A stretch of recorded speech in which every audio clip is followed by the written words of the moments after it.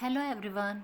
आज के इस लेक्चर में हम ट्रेंड्स इन पॉपुलेशन एजुकेशन अर्थात जनसंख्या वृद्धि में जो बदलाव आते हैं उसके बारे में बात करेंगे। इसके आंकड़ों के बारे में डिस्कस करेंगे और जनगणना के बारे में बात करेंगे। चीन के बाद भारत दुनिया का दूसरा सबसे बड़ा और अधिक आबादी वाला देश है।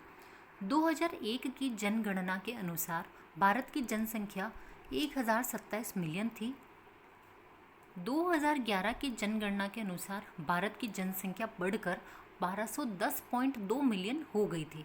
अर्थात 10 वर्षों के अंदर अंदर भारत की जो जनसंख्या थी उसमें काफ़ी ज़्यादा वृद्धि देखी गई थी।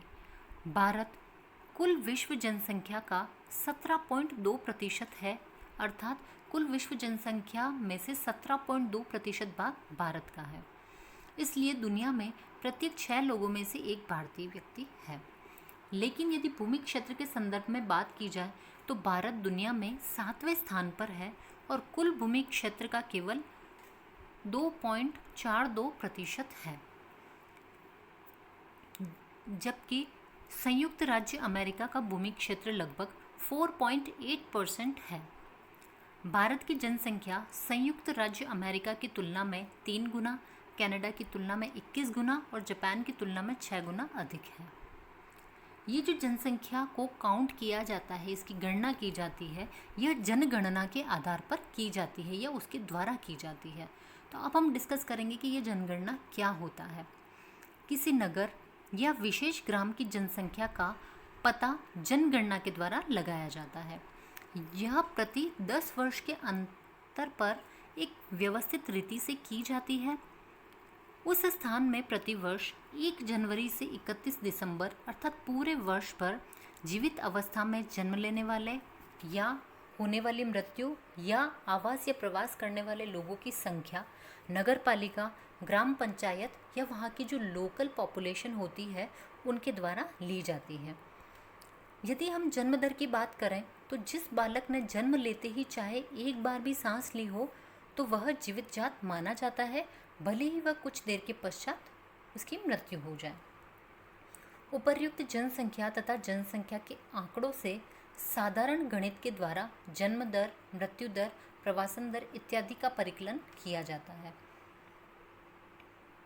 जनगणना प्रति 10 वर्ष में एक ही बार की जाती है, क्योंकि पूरे देश की पॉपुलेशन को काउंट करना, इसका डेटा कलेक्ट करना, कैलकुलेट करने में बहुत समय लगता है। जन्म, मरण तथा आवागमन के कारण जनसंख्या में निरंतर घटत बढ़त होती रहती है, तो इसकी जो गणना होती है जनगणना के द्वारा की जाती है। अब हम बात करेंगे जनसंख्या में वृद्धि किस प्रकार से हुई, अर्थात पिछले जो बीते वर्षों में भारत की जनसंख्या में कितनी वृद्धि देखी गई इसके आंकड़ों में। तो आंकड़ों के आधार पर हम बात करेंगे। वर्ष 1901 में भारत की जनसंख्या 236.2 मिलियन थी। 1911 में यह बढ़कर 252.2 मिलियन हो गई। 1921 में यह थोड़ी सी घटकर 251.3 हुई। इसके पश्चात 1931 में यह 279 मिलियन हो गई थी, अर्थात अब पुनः बढ़ोतरी देखी गई। इसके पश्चात 1941 में 318.9 मिलियन, 1951 में 361.4 मिलियन, 1961 में 439.2 मिलियन, 1971 में 546.9 मिलियन, 1981 में 683.81 अर्थात 81 मिलियन, 1991 में 838 मिलियन, 2001 में 1027 मिलियन और 2011 में यह 1210 मिलियन तक पहुंच गई थी। अर्थात 1931 के पश्चात लगातार जनसंख्या में वृद्धि देखी गई और बहुत ही हाई लेवल पर देखी गई। इस तालिका से हमको पता चलता है कि 1921 से 1951 के दौरान जनसंख्या में 12% तक की वृद्धि हुई, जबकि 1951 से 81 तक जनसंख्या विकास में 24.75% की वृद्धि देखी गई थी। यदि हम बात करें स्वतंत्रता के समय की, तो भारतीय जनसंख्या लगभग 350 मिलियन थी, लेकिन 11 मई 2000 तक आते आते यह 1 बिलियन तक पहुंच चुकी थी। यह 1 बिलियन को क्रॉस कर चुकी थी। अब हम बात करें भारत के सबसे अधिक आबादी वाले राज्य की, तो यूपी लगभग 199.6 मिलियन लोगों की आबादी के साथ सबसे बड़ा राज्य है भारत का, जबकि सिक्किम सबसे छोटी आबादी वाला स्थान है हमारे भारत का। जनसंख्या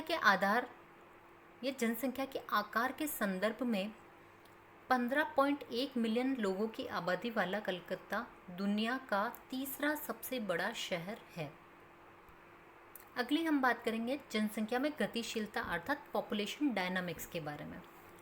यह जीवन विज्ञान की एक शाखा है जो आबादी के आकार और आयु के संरचना का अध्ययन एक डायनामिक सिस्टम, जैविक और पर्यावरणीय प्रक्रियाओं के द्वारा और उन्हें ड्राइविंग जैसे कि जन्म दर, मृत्यु दर, आवर्जन, उत्प्रवासन दर, इन सब के द्वारा करती है। अर्थात सरल शब्दों में यदि बात की जाए तो पॉपुलेशन डायनामिक्स इस बात का अध्ययन है कि जनसंख्या आकार और संरचना में कैसे और क्यों बदलाव आता है। जनसंख्या की गतिशीलता के महत्वपूर्ण कारक में प्रजनन, मृत्यु और प्रवासन दर शामिल हैं। अब हम बात करेंगे जनसंख्या की गतिशीलता से संबंधित कुछ पारिभाषिक शब्द, उन्हें हम डिस्कस करेंगे, जिसमें पहला है जनसंख्या। किसी विशेष क्षेत्र, शहर या देश में रहने वाले लोगों की संख्या, अर्थात पर्टिकुलर प्लेस पर या एरिया पर कितने नंबर ऑफ पीपल रह रहे हैं, उसे जनसंख्या कहा जाता है। अगला है ओवर पॉपुलेशन। यह एक अवांछनीय स्थिति है जहां मौजूदा मानव आबादी की संख्या पृथ्वी की वहन क्षमता से अधिक है, अर्थात लैंड एरिया या भूमि क्षेत्र कम और वहां पर रहने वाले जो मानवों की संख्या वह अधिक है। ओवर पॉपुलेशन कई कारणों से होता है, जैसे कि मृत्यु दर का कम होना, बेहतर चिकित्सा सुविधाएं होना, कीमती संसाधनों का कम होना, इस प्रकार से ओवर पॉपुलेशन एक खराब कंडीशन है। अगला है पॉपुलेशन डायनामिक्स या जनसंख्या में गतिशीलता। इसे अभी ही हमने ऊपर डिस्कस किया है। यह जीवन विज्ञान की वह शाखा है जो आबादी के आकार और आयु संरचना का अध्ययन एक डायनामिक सिस्टम, जैविक, पर्यावरणीय प्रक्रियाओं और उन्हें ड्राइविंग जैसे कि जन्म और मृत्यु दर, आवर्जन तथा उत्प्रवासन दर के द्वारा करती है। सरल शब्दों में यदि इसकी बात की जाए तो यह इस बात का अध्ययन है कि समय के साथ जनसंख्या आकार और संरचना में कैसे और क्यों बदलाव होते हैं। अगला है जन्म दर। किसी विशेष समयावधि के दौरान लोगों के एक विशेष समूह में जन्म लेने वाले बच्चों की संख्या को जन्म दर कहा जाता है। इसे एक स्पेसिफिक फॉर्मूला के द्वारा कैलकुलेट किया जाता है, अर्थात उस वर्ष में जन्म लेने वाले बच्चों की संख्या को मिड ईयर पॉपुलेशन से डिवाइड किया जाता है और 1000 से उसको मल्टीप्लाई किया जाता है। नेक्स्ट है डेथ रेट, मृत्यु दर। किसी विशेष क्षेत्र की आबादी या किसी विशेष अवधि के दौरान जो मृत्यु का अनुपात होता है उसे मृत्यु दर या मॉर्टेलिटी रेट कहा जाता है। डेथ रेट भी इसे कहा जाता है। यह आमतौर पर प्रति वर्ष प्रति 1000 लोगों की मृत्यु की संख्या के रूप में इसकी गणना की जाती है। इसे भी एक स्पेसिफिक फार्मूला के द्वारा कैलकुलेट किया जाता है, जिसमें टोटल नंबर ऑफ डेथ कितनी है उसको एस्टिमेटेड मिड ईयर पॉपुलेशन के द्वारा डिवाइड किया जाता है और 1000 से इसे मल्टीप्लाई किया जाता है। नेक्स्ट है मॉर्बिडिटी रेट या रुग्णता दर, जिसे रुग्णता को बीमारी भी कहा जाता है। रुग्णता दर वह आवृत्ति या अनुपात है जिसके साथ जनसंख्या में कोई रोग प्रकट होता है या डिजीज अपीयर होती है। इसे भी एक फार्मूला के द्वारा कैलकुलेट किया जाता है, जिसमें किसी भी बीमारी, इंजरी या डिसेबिलिटी के कितने नंबर ऑफ केसेस हैं उसको वहाँ की पॉपुलेशन के द्वारा डिवाइड करके मॉर्बिडिटी रेट को कैलकुलेट किया जाता है। अगला है मातृ मृत्यु दर, मैटरनल मोर्टालिटी रेट। गर्भावस्था या प्रसव से जटिलताओं के कारण होने वाली मौतों को यह संदर्भित करता है। अर्थात प्रेगनेंसी या डिलीवरी के टाइम पे जो भी कॉम्प्लिकेशंस आते हैं और उसकी वजह से मदर की डेथ हो जाती है तो उसे मातृ मृत्यु दर कहा जाता है। इसे भी एक स्पेसिफिक फार्मूला के द्वारा कैलकुलेट किया जाता है जिसमें नंबर ऑफ मैटरनल डेथ्स को नंबर ऑफ लाइव बर्थ से डिवाइड करके और फिर इसको मल्टीप्लाई किया जाता है। अगला है शिशु मृत्यु दर। 1 वर्ष से कम आयु के बच्चों की प्रति 1000 जीवित जन्मों में मृत्यु की संख्या है। अर्थात 1 वर्ष से कम उम्र के जो बच्चों की डेथ होती है उसको इसमें कैलकुलेट किया जाता है और इसका फॉर्मूला में जो 1 साल से कम उम्र के बच्चे जिनकी डेथ हो चुकी है उनको नंबर ऑफ लाइव बर्थ से डिवाइड किया जाता है और 1000 से इसे मल्टीप्लाई करके इसकी कैलकुलेशन की जाती है। इस प्रकार आज के इस लेक्चर में हमने पॉपुलेशन ग्रोथ के ट्रेंड के बारे में बात करी, इसके आंकड़ों के बारे में बात करी, पॉपुलेशन डायनामिक्स के बारे में बात करी और इससे रिलेटेड जो कुछ पारिभाषिक शब्द हैं उनके बारे में हमने डिस्कस किया। इसी के साथ आज का हमारा ये लेक्चर ख़त्म होता है। Thank you.